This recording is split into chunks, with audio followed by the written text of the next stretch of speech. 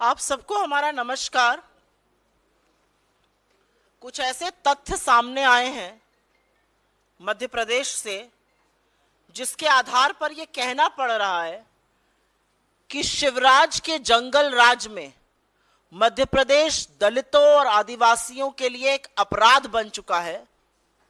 और खास तौर से अगर दलित महिला या आदिवासी महिला है तो उसके लिए शिवराज जी का मध्य प्रदेश नर्क बन चुका है। आप सबने 12 साल की उस सबोध बच्ची के बारे में पढ़ा होगा। रूह कांपने वाला इंसिडेंट है।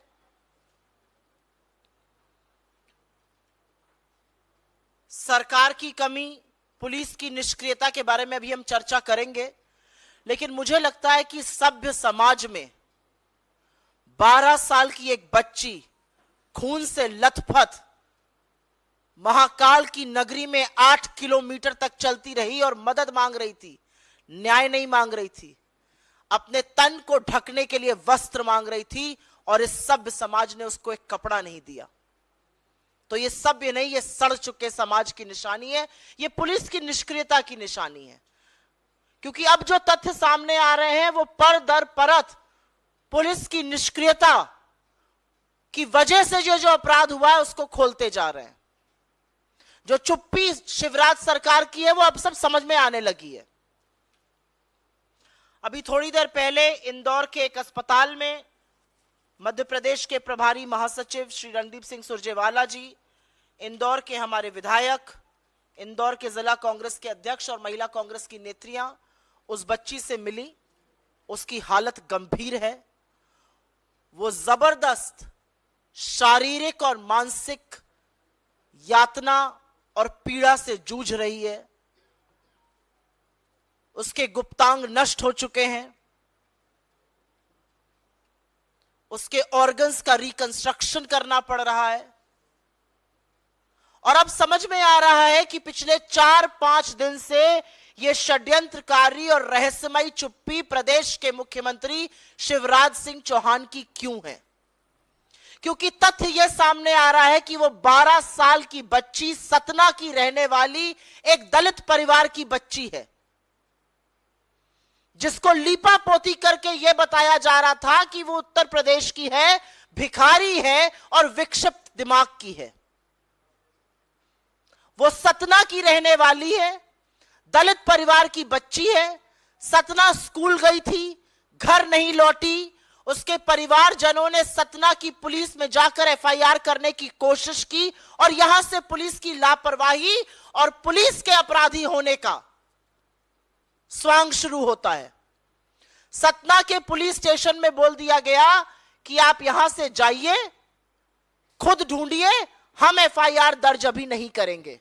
24 घंटे बर्बाद कर दिए गए। अगर सतना के पुलिस स्टेशन, बस स्टेशन पर, रेलवे स्टेशन पर जाकर सीसीटीवी कैमरा चेक किया गया होता तो शायद ये दुर्घटना, शायद ये दुष्कर्म, शायद ये पाप, शायद ये अन्याय टाला जा सकता था। सतना की पुलिस ने कोई कार्रवाई नहीं करी। 24 घंटे तक उनको घुमाते रहे, परिवार वाले बेचारे ढूंढते रहे। अंततोगत्वा 24 घंटे बाद एक एफआईआर दर्ज हुई। उसके बाद 2 दिन तक अखबार में खबरें आती रही कि एक बच्ची के साथ ऐसा ऐसा हो गया है। लेकिन सतना के पुलिस अधिकारियों ने, सतना के पुलिस महकमे ने यह जानने की कोशिश नहीं करी कि क्या यह वो बच्ची तो नहीं है जो गुमशुदा है सतना से। यह जानने की कोशिश नहीं हुई। आज सरकार से सवाल है, करीब 700 किलोमीटर की दूरी है सतना और उज्जैन में। 13 घंटे लगते हैं गाड़ी में सबसे अच्छे रूट से चलने में। यह बच्ची वहां कैसे आई? इसको अगवा किया गया, इसका अपहरण हुआ। 12 साल की बच्ची अपने आप नहीं आ सकती है। तो 2 दिन तक अखबार में खबरें आती रही, इस पर कोई कार्रवाई नहीं करी गई। सतना की पुलिस पूरी तरह से निष्क्रिय रही। उसके बाद शुरू होता है उज्जैन की पुलिस का पाप। उज्जैन की पुलिस ने crime and criminal tracking network system को ही अगर खंगाल लिया होता तो 12 साल की बच्ची के गुमशुदा होने की खबर मिल जाती और पता चल जाता ये बच्ची कौन है, उसकी तफ्तीश की जाती। उन्होंने ऐसा नहीं किया। वो 12 साल की बच्ची खून से लथपथ जब अंततोगत्वा उज्जैन की पुलिस के पास पहुंची तो वो बदहाल जरूर थी, लेकिन उसने अपने पिता का, अपने दादा का, अपना और गांव का नाम बताया। और उसके बावजूद उज्जैन की पुलिस ने उसको यूपी का बता दिया, जबकि उसकी बोली बघेलखंड की थी। उसको यूपी का बताकर उसको भिखारी घोषित कर दिया गया, उसको विक्षिप्त दिमाग का घोषित कर दिया गया।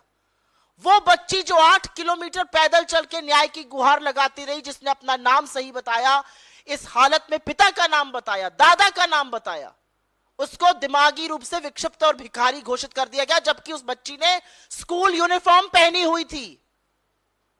जिस बच्ची ने स्कूल यूनिफॉर्म पहनी थी उसको किस तरह से दिमागी रूप से विक्षिप्त घोषित किया गया, भिखारी घोषित किया, यह भी सवाल है।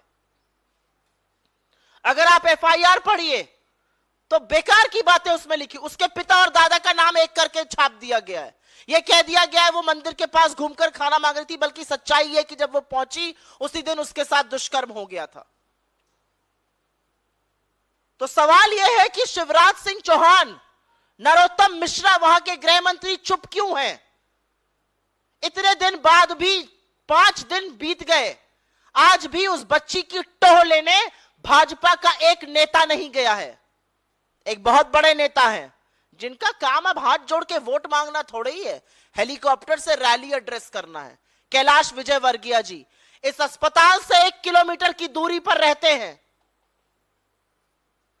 लेकिन उस बच्ची की टोह लेने, उस बच्ची की खबर लेने ना मुख्यमंत्री गए, ना गृह मंत्री गए और ना कैलाश विजयवर्गीय गए, जो लोकल हैं और वहां पर पास में रहते हैं। ये बात करते हैं महिला सशक्तिकरण की। एक दलित बच्ची के साथ दुष्कर्म हुआ, उसकी लीपापोती करने की कोशिश करी गई, उसको यूपी का बताने की कोशिश करी गई, उसको भिखारी और विक्षिप्त बताने की कोशिश की गई। देश के प्रधानमंत्री के मुंह से एक शब्द नहीं निकला। बड़ा वंदन अपना करा रहे थे महिला आरक्षण बिल पास कराकर। देश के गृह मंत्री मौन है। एक महिला बाल विकास मंत्री है इस देश में, वो मुहूर्त और समय देखकर बोलती हैं सिर्फ और सिर्फ राहुल गांधी जी के खिलाफ। चुप है। महिला आयोग चुप है। एनसीपीसीआर की चुप्पी बर्दाश्त नहीं हो रही है। ये बाल संरक्षण आयोग क्यों चुप बैठा हुआ है? ये सब लोग मौन हैं, ये सब लोग चुप हैं। लेकिन एक दलित बच्ची के साथ वो दुष्कर्म हुआ है जो अमानवीय है, जिसको सोचकर आपकी हाड़ कांप जाएगी। इन लोगों के पास बड़े बड़े इश्तिहार मध्य प्रदेश में लगाने का टाइम है, पैसा है। हेलीकॉप्टर से घूम घूम कर, उड़न खटोले से घूम घूम कर खूब रैली और भाषण बांटने का टाइम है। इनके पास कार्यकर्ता महाकुंभ करने का वक्त है, लेकिन इनके पास यह वक्त नहीं है कि उस अबोध बच्ची की टोह ली जा सके, उसके परिवार को सांत्वना दी जा सके, प्रशासन और पुलिस से उसके परिवार को वहां बुलाया जा सके। अंततोगत्वा अखबार में फोटो देखकर उसके दादा पुलिस में गए और उन्होंने कहा यह हमारी बच्ची है। क्यों छुपाया जा रहा है कि वो दलित परिवार की है? क्यों छुपाया जा रहा है कि वो सतना की है? क्यों छुपाया जा रहा है कि पुलिस की निष्क्रियता और पुलिस के चलते, पुलिस और प्रशासन का फेलियर है कि उस लड़की के साथ यह हुआ? अगर 24 घंटे पहले एफआईआर दर्ज हो जाती, अगर सीसीटीवी ट्रैक हो जाते, अगर वो बच्ची मिल जाती, तो उसके साथ ऐसी अमानवीय, ऐसी बर्बरता कतई ना होती। ये चुनावी महोत्सव मना रहे हैं। क्या है चुनाव? क्यों होते हैं चुनाव? चुनाव होते हैं कि वो जनप्रतिनिधि चुने जाएं जो सत्ता में आकर आपके दुख, आपके दर्द, आपकी पीड़ा, आपकी वेदना की बात करें, जो उड़न खटोलों पर घूमकर भाषण ना दें और बड़े नेता ना बने, जो उस बच्ची के लिए और उसके हक के लिए खड़े हों। चुनावी महोत्सव मना रहे हैं। ये बात करेंगे महिला सशक्तिकरण की। ये जो वॉटअबाउटरी करते हैं रेप पर, इनसे बात करो इसकी तो बताएंगे किसी कांग्रेस शासित राज्य का नाम। कहीं पर हुआ है ऐसा कि पुलिस की निष्क्रियता रही। पुलिस ने ना crime and criminal tracking network system देखा, ना सीसीटीवी कैमरा देखे, ना उसकी सही जगह की शिनाख्त करी गई, उसको भिखारी और विक्षिप्त दिमाग का बता दिया गया। किसी और राज्य में हुआ है ये? और मध्य प्रदेश में दलित, आदिवासी और महिला होना एक पाप हो चुका है। ये मेरा आंकड़ा नहीं है, यह आंकड़ा इस सरकार ने सदन में दिया है। 13 लाख महिलाएं लापता हुई पिछले कुछ सालों में। सबसे ज्यादा संख्या मध्य प्रदेश की है। 1,60,180 महिलाएं और 38,000 से ज्यादा नाबालिग बच्चियां। नाबालिग के साथ दुष्कर्म में नंबर 1 अगर कोई स्टेट इस देश की है तो वो मध्य प्रदेश है और शिवराज जी का जंगल राज है। 18 सालों में उनकी सत्ता रही। यह अलग बात है कि ना उनका एक नीति याद है, ना उनका नाम याद आता है प्रधानमंत्री को। 18 साल सत्ता में 58,000 रेप के मामले सामने आए। मतलब हर दिन मध्य प्रदेश में 8 बलात्कार होते हैं। 68,000 अगवा होने के मामले सामने आए। मतलब 13 बच्चियां, 13 महिलाएं रोज की प्रतिदिन अगवा की जा रही हैं, उनका अपहरण हो रहा है। यह बात करेंगे महिला सशक्तिकरण की। असलियत यह है कि चाहे आदिवासी के सिर पर पेशाब करने का मामला हो जो भाजपा के नेता ने किया मध्य प्रदेश में, चाहे इस दलित बेटी के साथ यह मामला हो, चाहे आज सवेरे अभी इस दलित बेटी का मामला चल ही रहा है, उस पर लीपापोती शिवराज का जंगल राज कर ही रहा है। एक और मामला सामने आ जाता है एक आदिवासी महिला का रेप और हत्या का। यह असलियत है मध्य प्रदेश की। 18 साल से जो लोग बात महिला सशक्तिकरण की करते हैं, उनकी नाक के नीचे यह हो रहा है महिलाओं के साथ, बच्चियों के साथ। लेकिन देश के प्रधानमंत्री, देश के गृह मंत्री, देश की महिला बाल विकास मंत्री, देश का महिला आयोग, बाल संरक्षण आयोग, सब मुंह में मौन और चुप्पी धारे बैठे हुए हैं। शिवराज सिंह चौहान उड़न खटेलों से उड़ उड़कर भाषण बांच रहे हैं। उनके पास वक्त नहीं है इस बच्ची की खैर खबर लेने का। कैलाश विजयवर्गीय माइक पर बता रहे हैं 1% लड़ने का चुनाव मन नहीं है। अरे मन नहीं है तो जाइए उस बच्ची से मिलिए। कहां से न्याय की उम्मीद की जाए, यह सवाल आज आप जैसे लोगों से मीडिया के माध्यम से पूछना बनता है। न्याय की उम्मीद, न्याय की गुहार कहां लगाई जाए, यह असलियत है। I will very briefly make a statement in English. There's a gruesome crime against a 12-year-old girl that has come to light in Madhya Pradesh, something that has really shocked the collective consciousness of this country. But the reality is that the Shivraj Singh Chauhan government has been absolutely silent on it, and it now comes to light that it all happened because the police was callous, careless, and may I dare say, a part of this entire crime against this little girl. Our General Secretary, Shri Randeep Singh Surjewala, in charge MP, has met the girl, and some shocking things are now coming to light. She's not from UP, she's not a beggar, she's of absolutely solvent mind, and yet every attempt was made to say she was from UP, she had ventured into Madhya Pradesh, she was a beggar, she was begging in Ujjain, and that she was not of the right mind. The reality is, she was a student. She's from Satna. Satna is 700 kilometers away from Ujjain. How did she reach there? It takes 13 hours to travel by road. The reality also is that once she went missing from school, her family went to the Satna police that refused to file an FIR for 24 hours. They refused to track the CCTV cameras. Had they done that, this could have been prevented.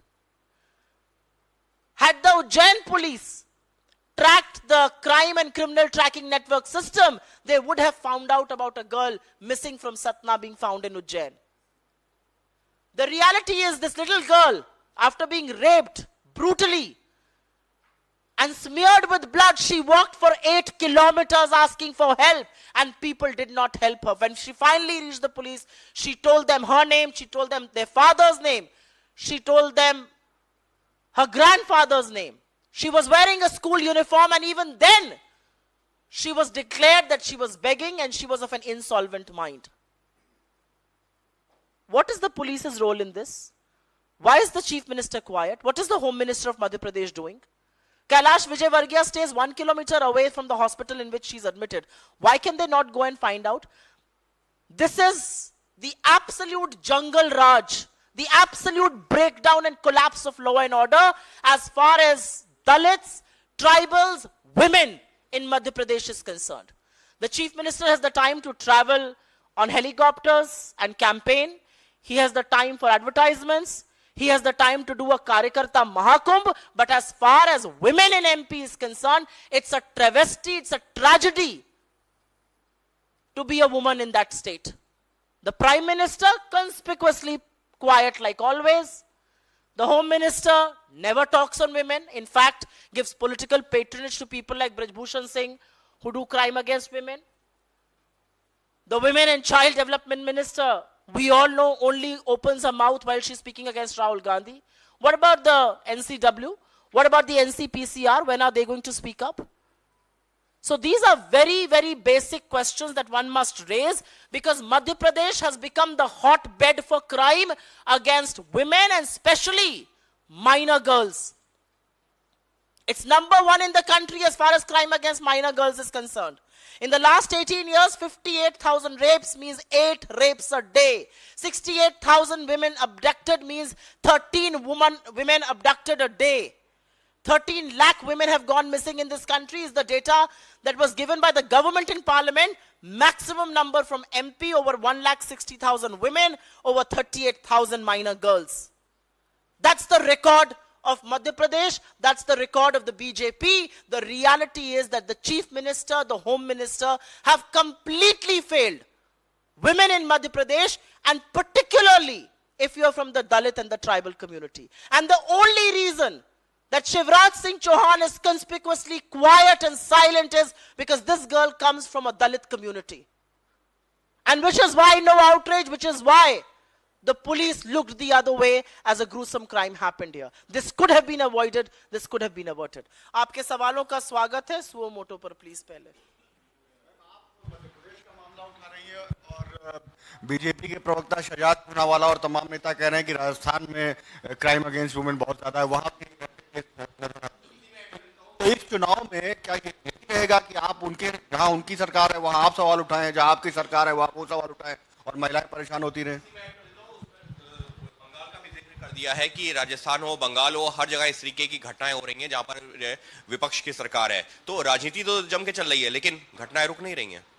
आपको लगता है ये चुनावी मुद्दा है?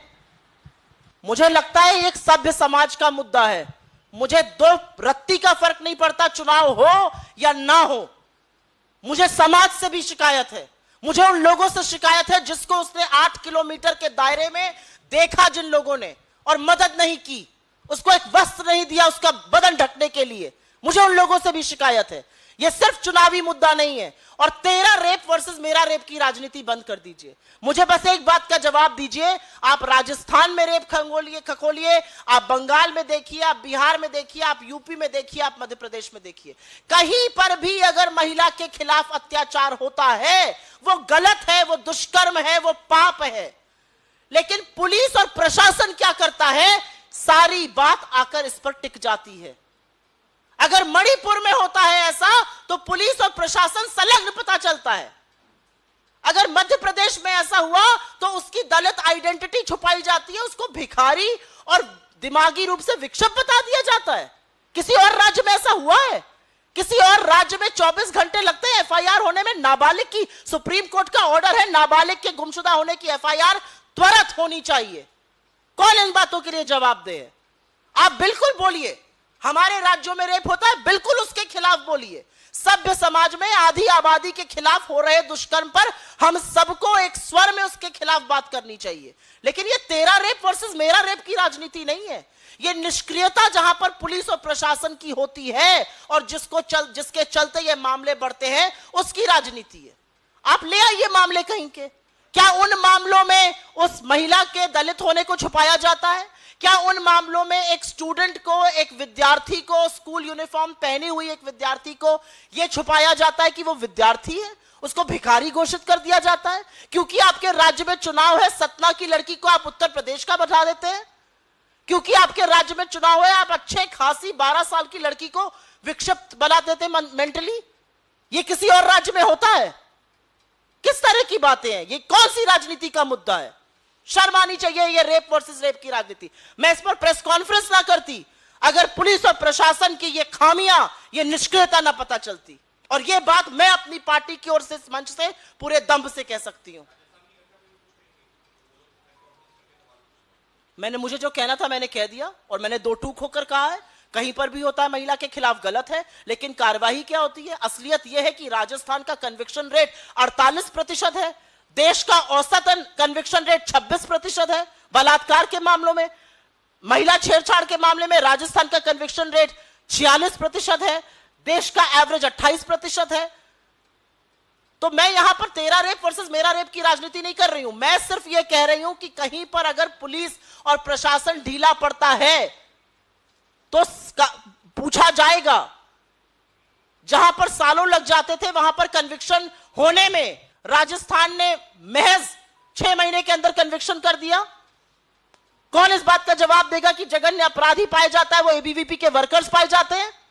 कौन जवाब देगा राजस्थान में जो पाए गए लोग? तो ये तेरा रेप वर्सेस मेरा रेप की राजनीति बंद कर दीजिए। ये राजनीति जो है वो आधी आबादी के खिलाफ होते दुष्कर्मों पर है। सवाल यह है कि एक बच्ची दलित समुदाय से आती है, उसके साथ ऐसा होता है, मुख्यमंत्री चुप है। कैलाश विजयवर्गीय 1 किलोमीटर की दूरी पर रहते हैं, कोई उनकी टोह लेने नहीं जाता है। लेकिन राजस्थान के मुख्यमंत्री तो पहुंच जाते हैं घरों में। थोड़ी सहृदता रख के आधी आबादी की बात हो रही है, और उन लोगों को आईना दिखाना जरूरी है जो खोखले दावे भरते हैं महिला सशक्तिकरण पे। जी, अभी I am taking suo motu.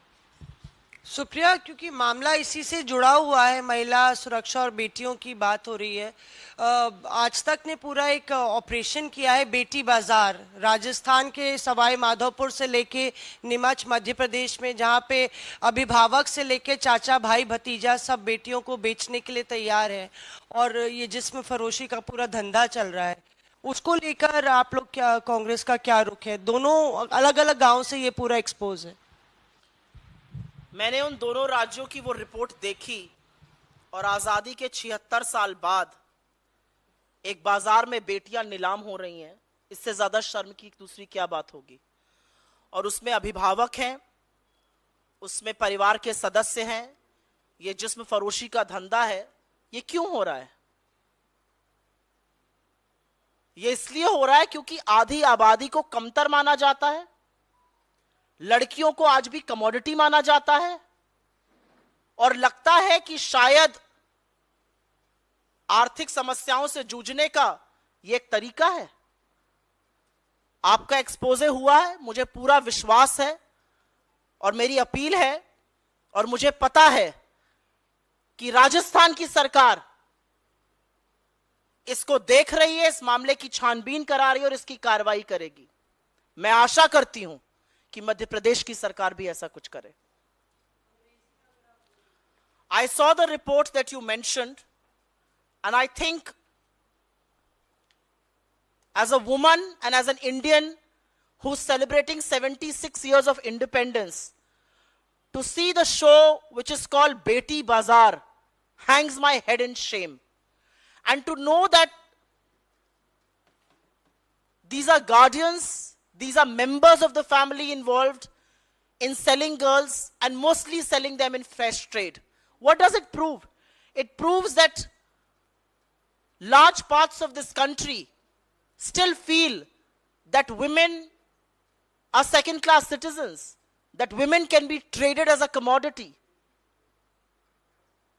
And perhaps they feel that women should be fed as a commodity to get over economic disformities. But the reality is that there is no way one can look the other way. And I know for a fact that the Rajasthan government will look into this matter, we will get an independent probe done, and we will act against those involved. I do hope every state of India, including MP, ruled by the BJP right now, should look into this matter as well. This is serious.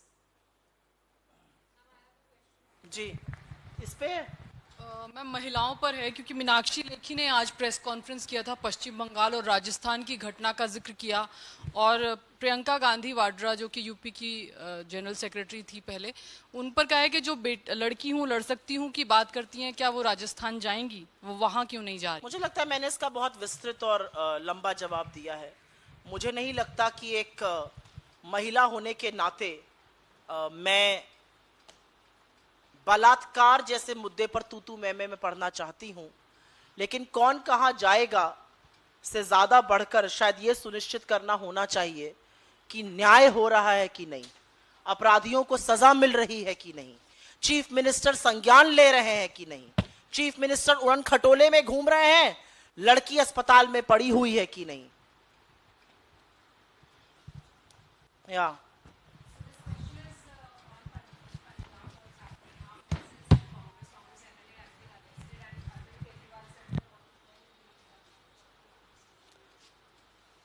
I think any assault on free speech and any assault on opposition which smacks of vendetta politics must and should be denounced. We absolutely denounce the arrest of Shri Sukhpal Khera ji. He's not just our MLA, but he's also the head of Kisan Congress. And I do appeal that more sane minds in the Aam Aadmi Party will prevail and will not let unbridled Punjab government act out of vendetta like it has been doing. Supriya जी इसी को हिंदी में दिल्ली के मुख्यमंत्री ने जो कहा है सुखपाल सिंह खेरा को लेकर, उन्होंने साफ कहा कि नशे के खिलाफ कार्रवाई होती रहेगी, इंडिया गठबंधन में वो बने रहेंगे, तो ये दोनों चीजें एक साथ कैसे चलेंगी? मुझे ऐसा लगता है कि विपक्ष के खिलाफ और बुलंद आवाज के खिलाफ अगर प्रतिशोध की राजनीति होगी तो हम उसकी पूरी तरह से खिलाफत करेंगे। हमारे विधायक श्री सुखपाल खेरा जी और किसान कांग्रेस के अध्यक्ष हैं, वो उनका गिरफ्तार होना निंदनीय है, शर्मनाक है। हम आशा करते हैं कि आम आदमी पार्टी में ज्यादा परिपक्व लोग, ज्यादा परिपक्व दिमाग इस बात पर चिंता करेंगे, इस बात पर कार्रवाई करेंगे, क्योंकि जिस तरह से निरंकुशता पंजाब पुलिस विपक्ष के खिलाफ कर रही है वो कहीं पर अलोकतांत्रिक है। Anything else? I have said what I have to. I don't think you should look for any more reasons. Nothing will impact the alliance. जी हाँ, जी। 13 सितंबर को जो बैठक हुई थी गठबंधन की कोऑर्डिनेशन कमेटी की, उसके बाद से कोई बैठक न हुई, न शेड्यूल है। लेफ्ट ने, टीएमसी ने कमेटी के मेंबर्स के नाम तक नहीं दिए। भोपाल की रैली रद्द हुई, अब कहाँ होगी पता नहीं, सीट शेयरिंग कब होगी, बात कब होगी पता नहीं। ये जो इंडिया गठबंधन पटना, बेंगलोर और मुंबई से इतना सरपट दौड़ा था, किसी तरह का कोई ब्रेक, किसी तरह कोई परेशानी दिख रही क्या आपको? तो आपको लग रहा है कि क्योंकि एक पर्टिकुलर शहर में सब लोग एक जगह एकत्रित होकर मीडिया का समूह के सामने बात नहीं कर रहा है तो बात नहीं हो रही है? ऐसा गलत है। बहुत सारी बातें फोन पर, बहुत सारी बातें जूम कॉल पर, बहुत सारी बातें कॉन्फ्रेंस कॉल्स पर होती हैं। हर बात मीडिया में बताना जरूरी नहीं होता है। जब कोई पुख्ता चीजें तय होंगी तो आपको जरूर पता चलेगा। आप लोकतंत्र के प्रहरी हैं, ऐसे ही प्रहरी बने रहिए। धन्यवाद।